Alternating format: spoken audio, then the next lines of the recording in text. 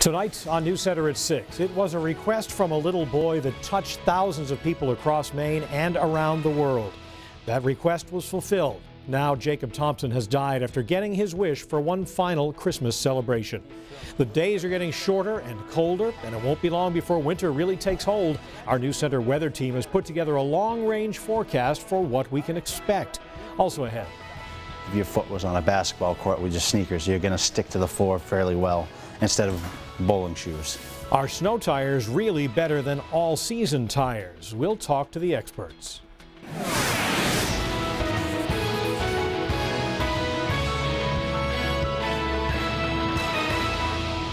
After putting up a courageous fight against cancer for 4 years and one very special Christmas, Jacob Thompson has died. Good evening. I'm Pat Callahan. And I'm Cindy Williams. We first met Jacob at the beginning of the month when his simple call for Christmas cards reached people around the nation and even parts of the world. Thousands of people answered that call, all just wanting to make sure that Jacob enjoyed his last holiday. News Center's Lee Goldberg has followed Jacob's story since the beginning. So Lee, how's his family doing tonight? Yeah, I mean, it's obviously sad. I don't know if it's better if you know something is imminent and then it finally comes, and certainly nobody wanted Jacob to ever be in pain. So that part of his life is at least gone. So it's very sad. Obviously, it's a 9-year-old little boy. So Jacob Thompson's family was told back in October he had about a month left to live. So as sad as the passing is, it was a day that they had been preparing for. And Jacob's final weeks were unlike anything they could have imagined. Jacob Thompson knew his time was limited. He had been battling stage 4 neuroblastoma since he was just 5 years old. In October, the family was told by doctors there was nothing left they could do. Jacob had one last simple wish: one more Christmas.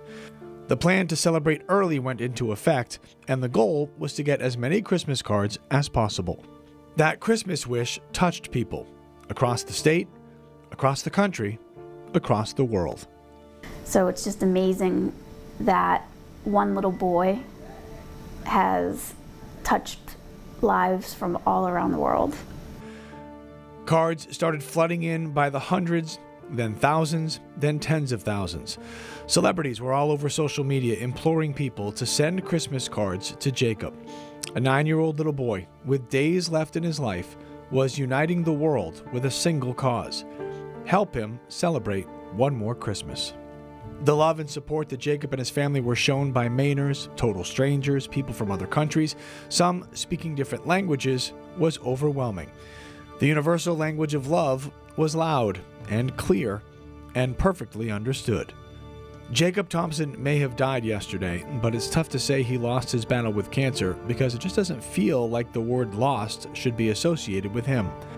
He gained by seeing firsthand the goodness that there can be in our world, and we all gained by knowing just a small piece of him.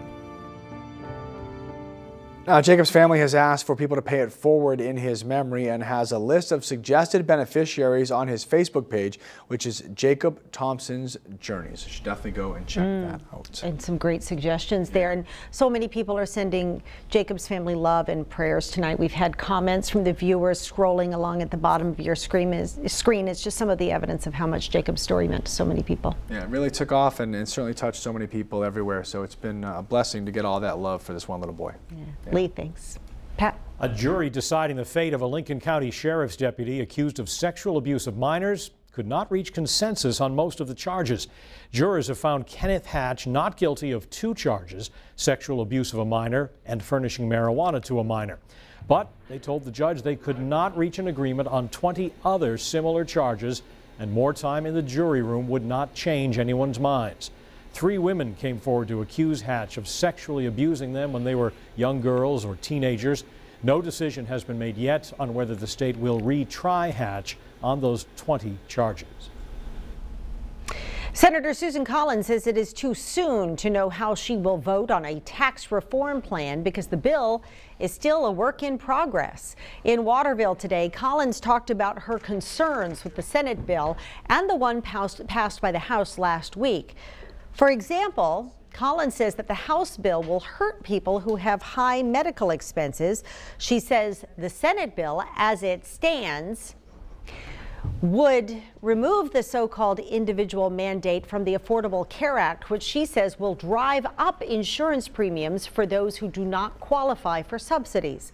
Collins also says the Senate bill eliminates the deduction for state and local taxes, which she says would impose a real hardship on many Maine people.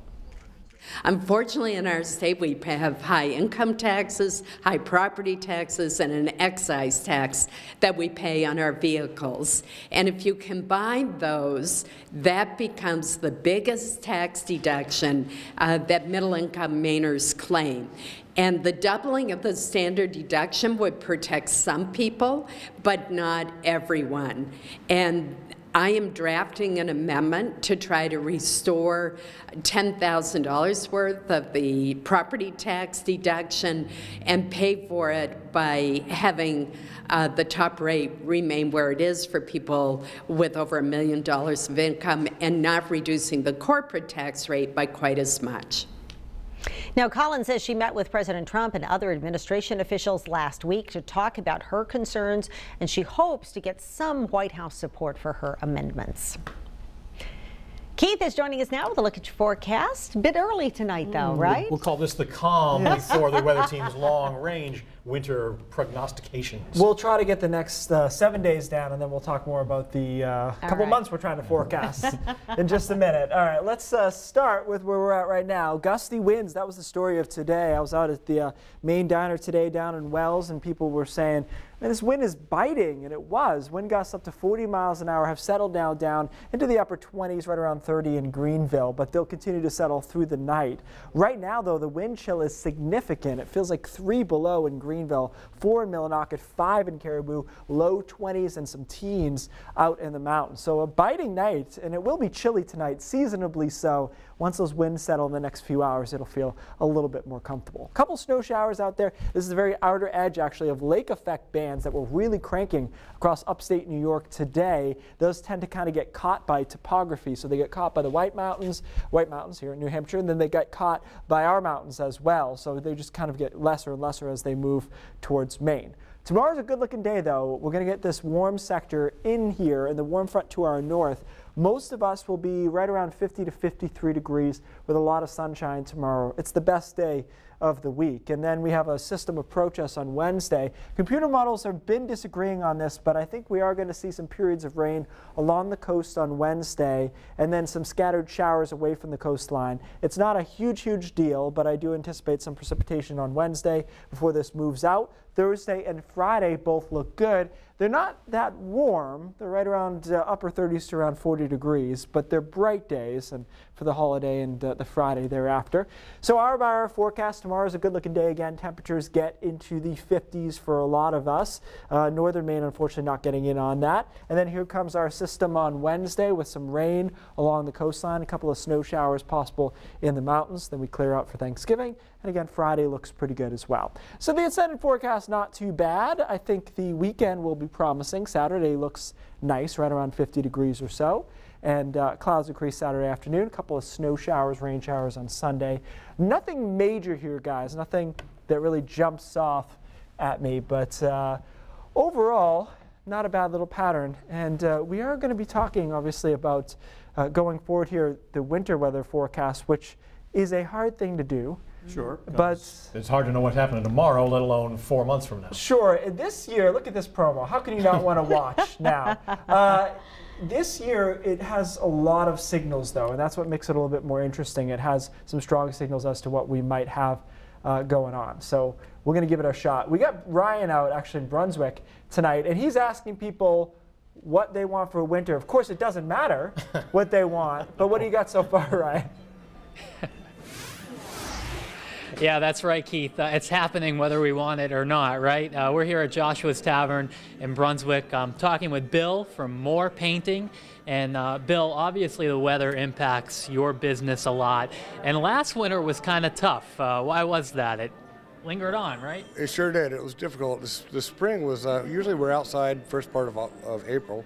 And this year, we got snow first part of April, and we scheduled a lot of our interior work to end in April, and we're outside, so that didn't happen this year. But this fall was terrific. It really was.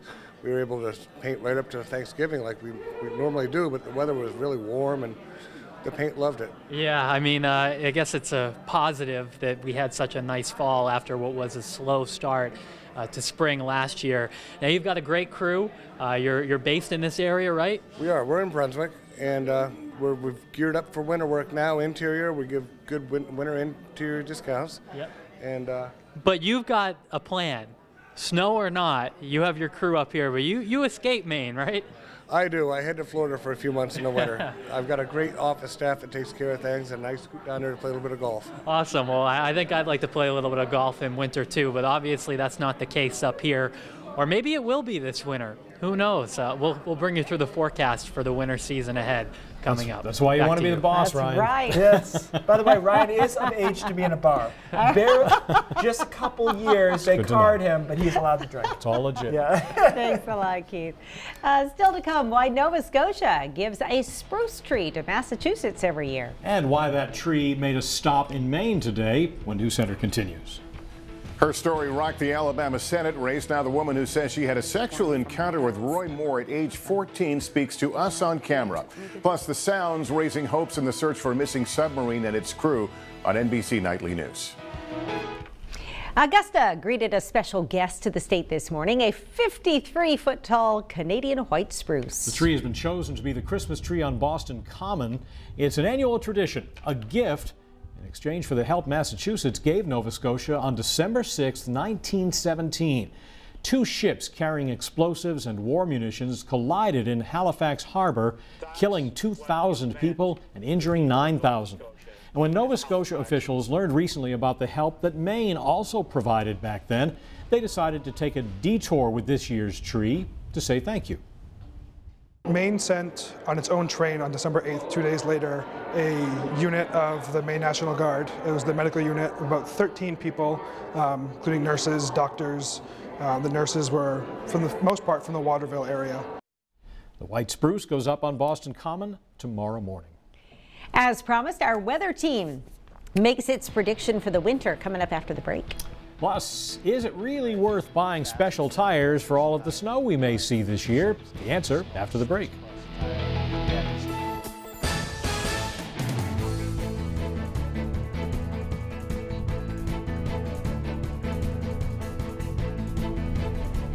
Many of us have already seen the first snow of the season, but winter has yet to truly set in. Members of our weather team examined all the data, and they came up with their official 2017-2018 Maine winter outlook. Here we are again, fireside chat. This time, it's the winter season, specifically how much snowfall.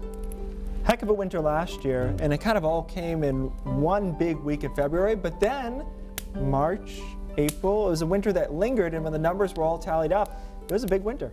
It was a big winter, and a lot goes into seasonal forecasting. There are a lot of pieces to the puzzle. We've got our team over here. We're going to go talk to them and find out some of these pieces, see how big this winter is going to be.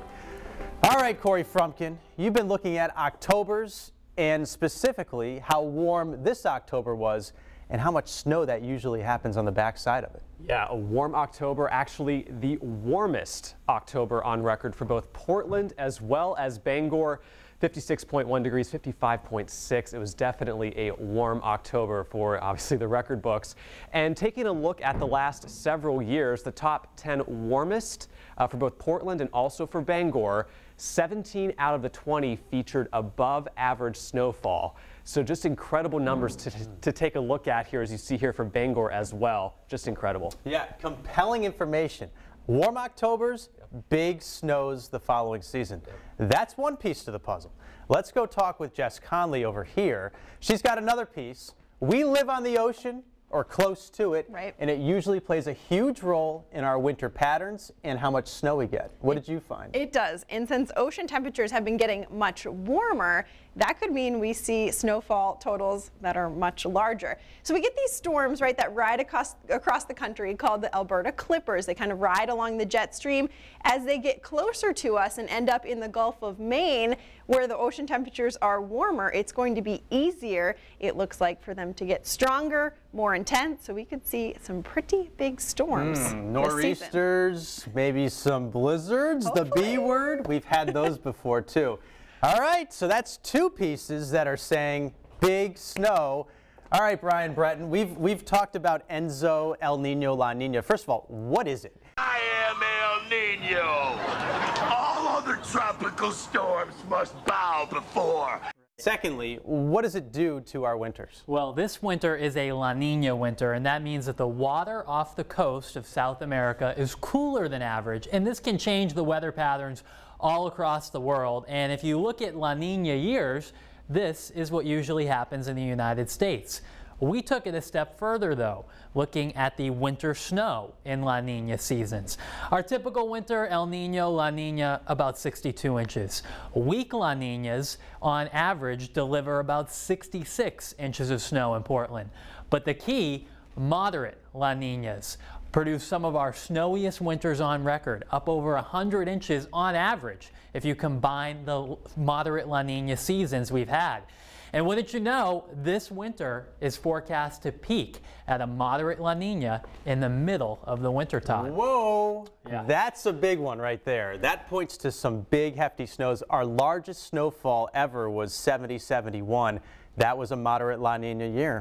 So those are the pieces to the puzzle. Let's put them all together. Mr. Keith Carson, looks like we are going big snow this winter.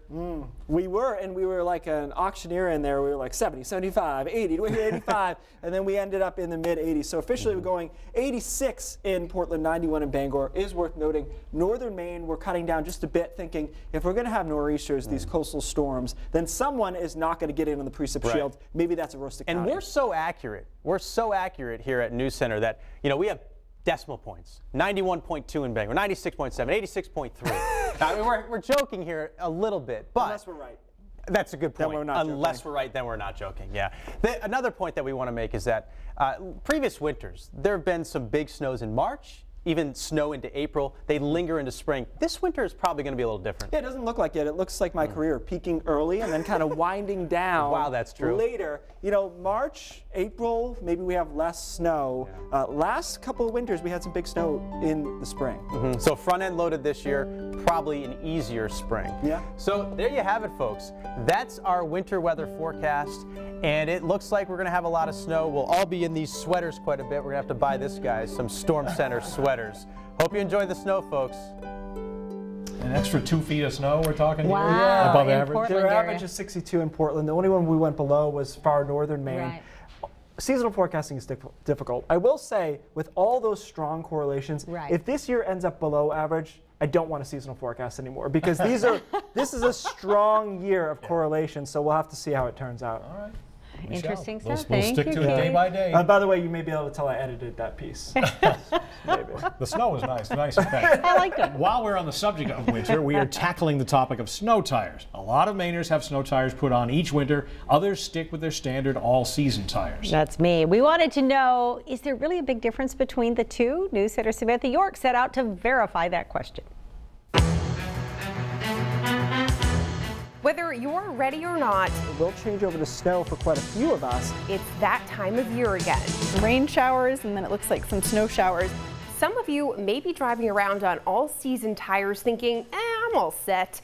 But are you really? Well, let's verify. Is there a difference between all-season and snow tires? Well, to find out, I talked to Dan Betts, a shop technician at Bennett's Auto in Bangor. They're designed differently to remove the snow from the tread faster than an all-season tire. By the sipes, which are the small slits across the tire, they actually expand and give you more of a footprint when you drive on the snow for traction. If you rub your hand across one of these, an all-season tire, you can feel it very slippery. It's almost going to be like if you rub your hand across some wax or something like that. And if you rub your hand across a snow tire, it actually is harder to go. Almost like if your foot was on a basketball court with your sneakers, you're going to stick to the floor fairly well instead of bowling shoes. Most of them can be studded for better stop and takeoff capabilities. Later in the season, you're going to get the powdery snow, icy roads, so you're going to want studs or a studless snow tire that are designed to accommodate you in those conditions. So yes, snow tires are different from all-season tires. Simply put, it's their make and design which allows them to give you more traction in snowy and icy conditions. And in Beth's professional opinion, worth the investment every winter. In Bangor, I'm Samantha York, News Center. A coach from Dover Foxcroft brings home a big check for his community when News Center returns.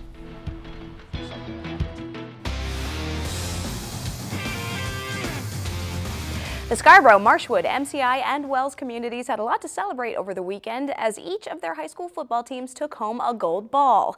Now it's time to look back on the season and recognize the people that helped make each team so successful. Nominations are open for the Frank Gaziano Award, which provides 2 $5,000 scholarships to the unsung heroes on a football team, the linemen.